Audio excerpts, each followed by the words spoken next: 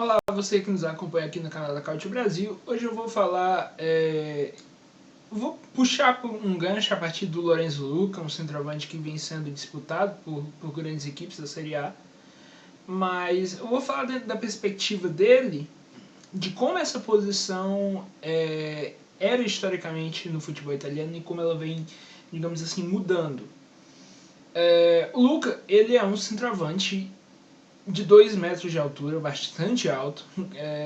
Naturalmente você já imagina o que seria a principal característica dele a partir disso. Ele tem 8 jogos nessa Série B, marcou 6 gols, é o atual artilheiro da competição. Também fez uma boa Série C pela equipe do Palermo. É um cara que ganha a maioria das disputas aéreas.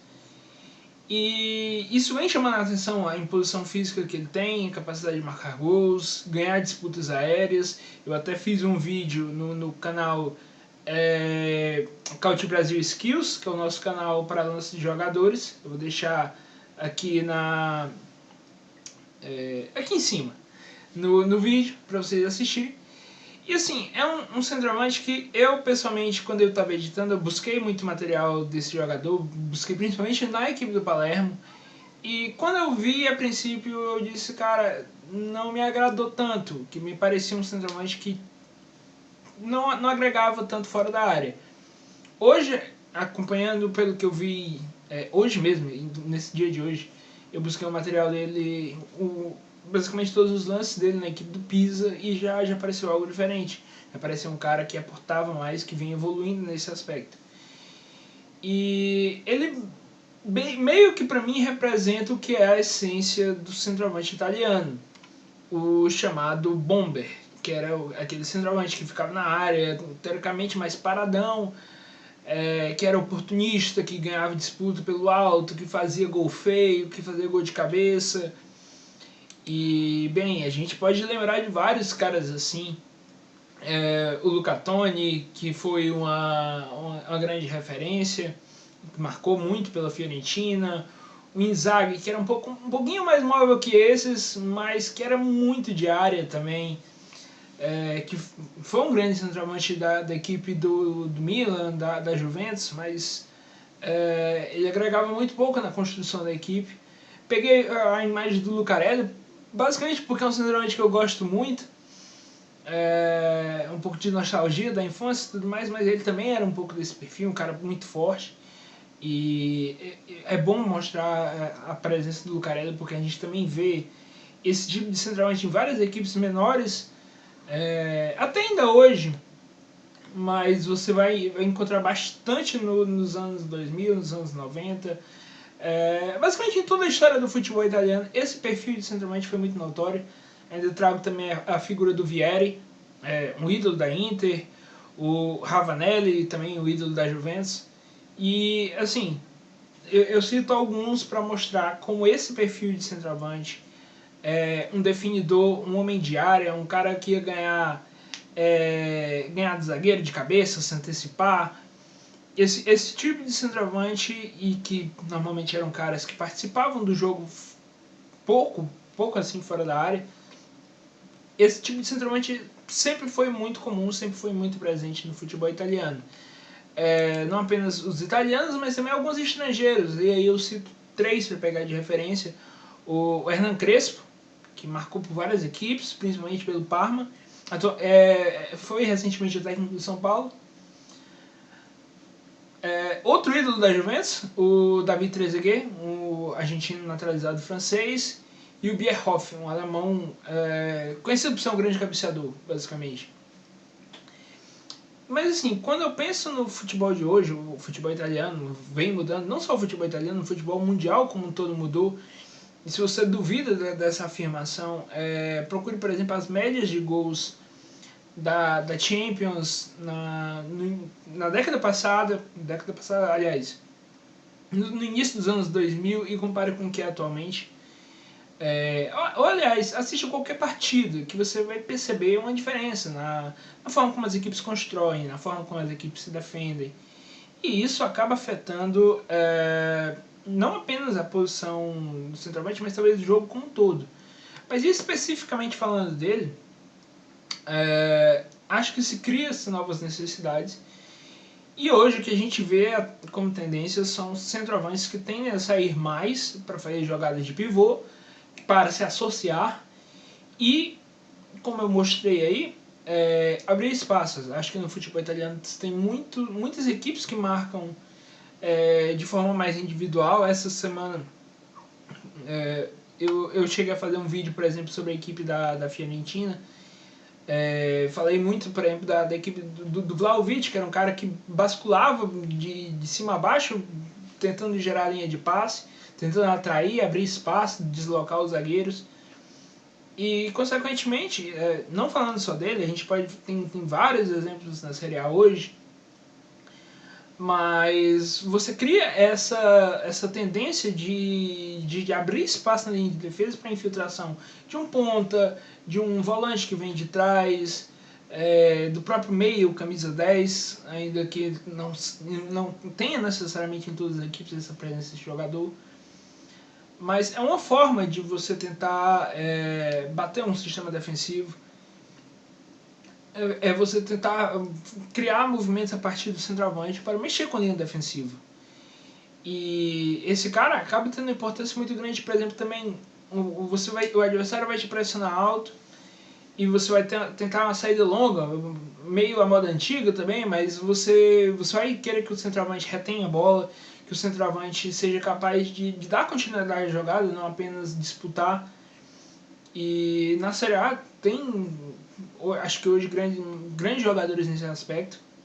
Na temporada passada o melhor jogador foi o Lukaku, que era basicamente um cara desse, que conseguia reter e que muitas vezes já girava, arrancava, invertia, fazia muitas coisas dentro de uma partida, não era apenas um definidor. E eu cito ainda como exemplo caras que hoje fazem bastante, como o Dzeko, que foi exatamente o substituto do Lukaku. É um jogador que eu acho excepcional. O Ibrahimovic, uma lenda do futebol mundial, no auge de seus 40 anos, tem seus problemas de lesão, mas acho que ele é inquestionável tecnicamente. Quando joga, ele ainda aporta muito para a equipe do Milan e entrega muito nisso, inclusive no ápice da carreira dele, talvez no Paris Saint-Germain, ou ainda no Milan mesmo. Muita gente tratava ele quase como um falso 9, um cara que saía da área, que conseguia arrancar, fazia jogada de pivô, tabelava. E o último é um cara que já saiu do futebol italiano e eu deixei especificamente porque eu acho que foi um centroavante muito injustiçado, que é o Higuaín, que a gente falou de todos esses nomes do passado como grandes definidores. O Higuaín tem um recorde de gols na temporada na Série A. Era um centroavante que entregava muito também fora da área, com jogada de pivô, com tabelas, toque de primeira, em curtos espaços. Se você desse espaço para ele, ele conseguia arrancar também. Então, assim, era um 9 de nível espetacular. Acaba que foi um tanto subvalorizado pela questão da seleção argentina, todo mundo sabe os problemas que ele teve por lá, mas jogando pelo Napoli, jogando pela Juventus, era um cara espetacular. E esses três, não falo nem só dele, eu falo dos três, eu considero mais jogador do que basicamente todos os nomes que eu citei aqui anteriormente. Isso pode até parecer polêmico de certa forma, porque a gente está falando de gente que foi muito marcante, e muito marcante numa época que deixa um certo saudosismo no torcedor. Mas a gente está falando de um jogo que evolui, de um jogo que cria novas demandas, novas necessidades. E esses caras tiveram temporadas de mais de 20 gols, 30 gols, 40 gols, mas também eram capazes de entregar tudo isso que eu mostro aqui. E voltando ao Lorenzo Luca, eu acredito que ele vem tendo melhoras. Acho que é um centroavante jovem, tem muito tempo para crescer, mas se ele quiser ser um destaque na Série A, atuar no mais alto nível, ser o centroavante que a seleção italiana precisa, eu gosto muito do Belotti, eu gosto muito do Immobile, mas a impressão que passa é que não vem conseguindo ter o desempenho mais alto, conseguir ter o mesmo rendimento na seleção. Se o Lorenzo Luca quiser se tornar um nome importante no futebol italiano e talvez no futebol mundial, chegar à seleção, eu acho que ele vai ter que ser algo mais próximo desses jogadores do que desses. Com todo respeito, foram grandes centroavantes, caras espetaculares, mas o jogo hoje ele tem novas demandas. E o Vlahovic, o Luka, ele tá evoluindo. Ele tá evoluindo. Se você buscar ver as últimas partidas dele no Pisa, você vai ver participações bem corretas. Mas ainda tem de ser estimulado a mais. Ele tem de jogar mais fora da área, ele tem que criar mais. E não apenas marcar gols, que ele parece mostrar um talento muito especial para isso. Já demonstrou na Série B, na Série C, e agora vem demonstrando na Série B, em duas equipes diferentes, no Pisa, no Palermo, ainda falta se firmar na Série A, mas com certeza essa oportunidade vai ser concedida. Talvez não necessariamente na Juventus, no Milan ou na Inter, mas possivelmente no empréstimo numa equipe menor, antes de uma possível afirmação. É claro que a evolução é natural, mas fica a dúvida, qual é o grande centroavante que a gente vai ver no caso do Luka? Qual vai ser o ápice dele? Como ele vai atuar? Eu acredito que o jogo hoje ele pede muito mais disso que eu venho falando. Acho que talvez o último grande centroavante da Série A que atuava talvez de uma forma tão restrita a um toque só, talvez fosse o Mauro Icardi. E é um cara que hoje, por exemplo, no Paris Saint-Germain, é basicamente lembrado por polêmicas, talvez não tanto pelos gols, talvez não tanto pelo futebol que apresenta. E bem, acredito que o Luka é sim um centroavante promissor, eu já fui mais cético em relação a ele. Acho que essa evolução que ele vem mostrando é algo positivo.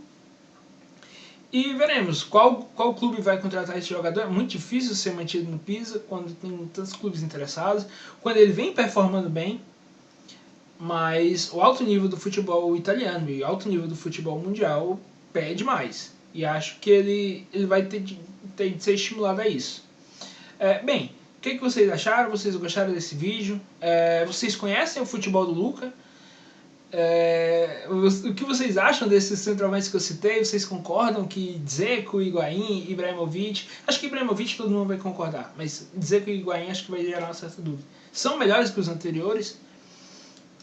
Deixe seu comentário, deixa o like, se inscreve no canal, participa do sorteio e até a próxima.